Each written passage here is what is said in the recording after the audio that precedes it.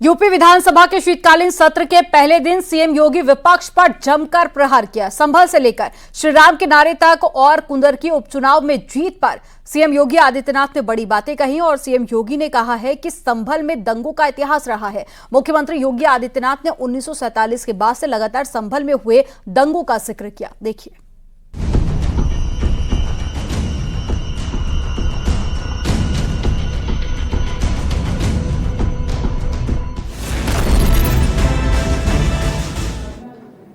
ये देशी और विदेशी मुसलमानों की आपसी भिड़ंत है जो वर्षों की लड़ाई को लेकर के वहां चल रहा है।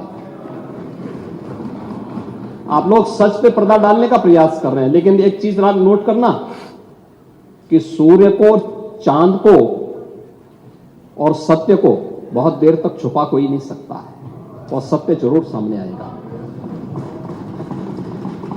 और उसी सत्य के बारे में कहा जा रहा है। नेता प्रतिपक्ष कह रहे थे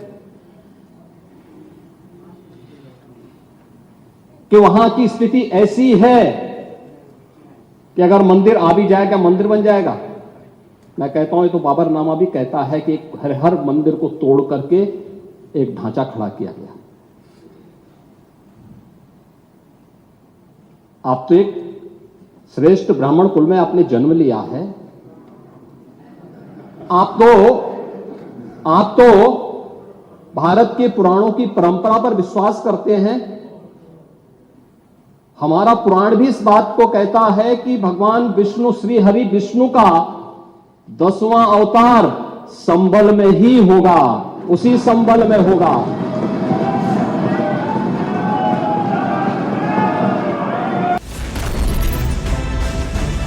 अगर मैं संभल की जब चर्चा करता हूं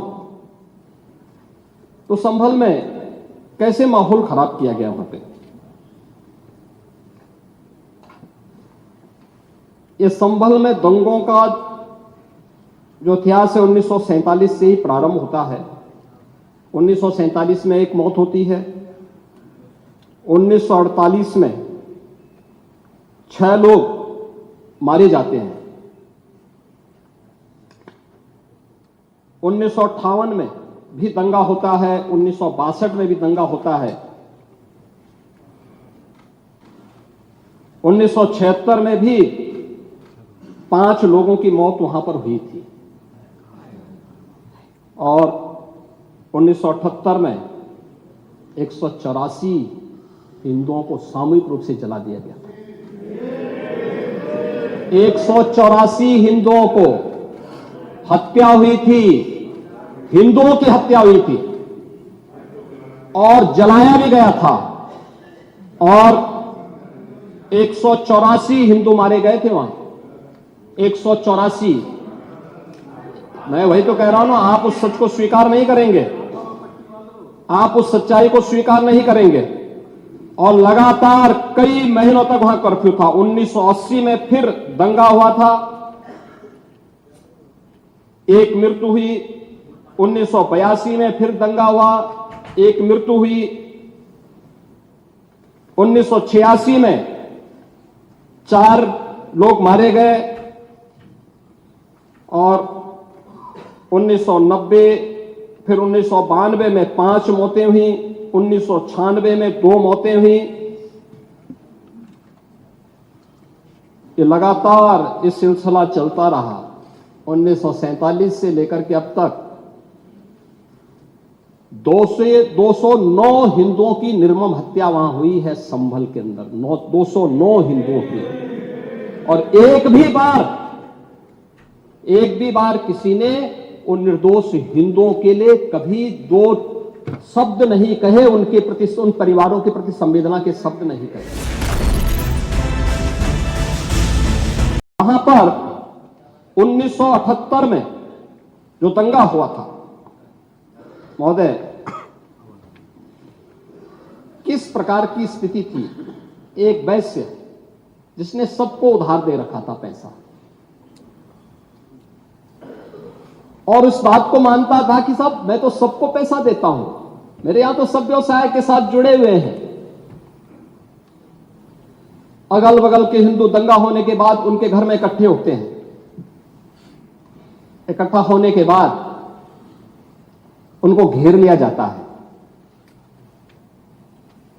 घेरने के बाद वो बोलते हैं भाई आप हमें क्यों घेर रहे हैं? कहा जाता है नहीं, क्योंकि तुम इन हाथों से पैसा मांगोगे इसलिए उनके हाथ काटे जाते हैं, फिर उनके पैर काटे जाते हैं और फिर उनका गला रेंत करके हत्या होती है। ये लोग सौहार्द की बात करते हैं, शर्म नहीं आती इन लोगों को सौहार्द के बारे में चर्चा करने में। 1978 से जो मंदिर आज निकल रहा है, 1978 से इन लोगों ने कभी खोलने नहीं दिया उस मंदिर को, जो आज बजरंगबली का मंदिर निकल रहा है, जो वहां पर आज 22 कुएं किसने बंद किए थे? इन 22 कुओं को भी वहां पे बंद किया गया। और वहां का माहौल इतना तनावपूर्ण किसने बनाया था? ये पत्थरबाज कौन थे? एक भी गिरफ्तारी बिना साक्ष्य के नहीं हो रही है। और याद रखना, जिसने पत्थरबाजी की होगी, जिसने माहौल खराब किया होगा, उसमें एक भी बचने वाला भी नहीं है, एक भी नहीं बचेगा। मिलते हैं, राम राम का संबोधन होता है और अंतिम यात्रा में विदा करते हैं, तब भी राम नाम सत्य है ही बोलते हैं। राम के बगैर तो हमारा कोई काम ही नहीं है। और अगर जय श्री राम किसी ने बोली दिया तो इसमें उत्तेजना का मतलब, ये नियत आप समझ सकते हैं उस नियत को। ये चढ़ाने वाला नहीं है, ये चढ़ाने वाला नहीं है, ये चढ़ाने वाला नहीं है।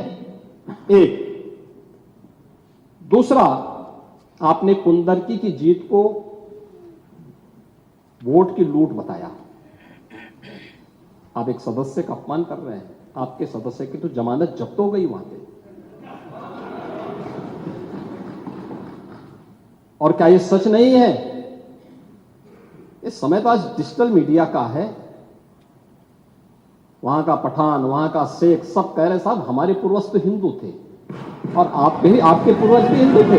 क्या ये सच नहीं है? पूरे प्रदेश को इस बारे में आश्वस्त करना चाहूंगा। प्रदेश के अंदर किसी भी मुस्लिम पर्व और त्योहार के दौरान, किसी भी अन्य मत और मजहब से जुड़े हुए किसी भी पर्व और त्योहार के दौरान कहीं कोई समस्या नहीं खड़ी होती, तो फिर हिंदू पर्व और त्योहार के दौरान कोई समस्या खड़ी करेगा तो सरकार उसको सख्ती से निपटने का काम भी करेगी, उतनी ही सख्ती से निपटने का काम भी करेगी। दूसरा, माननीय न्यायालय के द्वारा दिए गए आदेश का पालन करना एक प्रशासन का दायित्व है। उसमें सरकार उसको डायरेक्शन दे न दे, उसका दायित्व बनता है कि उसको पालन करे, और संभल के अंदर प्रशासन ने वही पालन किया है। आज वहां पे सारी चीजें मिल रही हैं।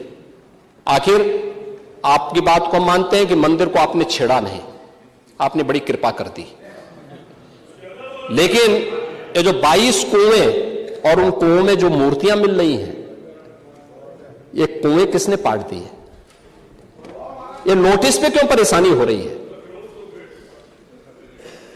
आपके सांसद जिनसे आपकी प्रतिद्वंदिता है, मानता हूं, क्योंकि वहां पे आप में तो तुर्क और पठान का विवाद चल रहा है, मैंने नहीं कर दिया, एक विवाद चल रहा है। आप उनके सामने, माननीय सदस्य के सामने, आप उनके साथ अपनी जड़ें ढूंढ रहे होंगे, लेकिन ये सच्चाई है, ये सच्चाई है, क्योंकि ये तो है ही। सकीफुल रहमान बर्क कभी भी अपने को ये नहीं बोलते थे कि मैं भारत का नागरिक हूं, वो तो कहते थे मैं बाबर का संतान हूं, वो बोलते थे। आप भी मानते हो किस बात को? अब आपको तय करना है कि आक्रांताओं को अपना आदर्श मानते हैं या राम कृष्ण और बुद्ध की परंपरा को अपना आदर्श मानते हैं। भारत के अंदर राम कृष्ण और बुद्ध की ही परंपरा रहेगी, बाबर और औरंगजेब की परंपरा नहीं रहेगी। यहां पर वक्त हो गया एक छोटे से ब्रेक का, लेकिन उससे पहले एक जरूरी जानकारी आपके लिए।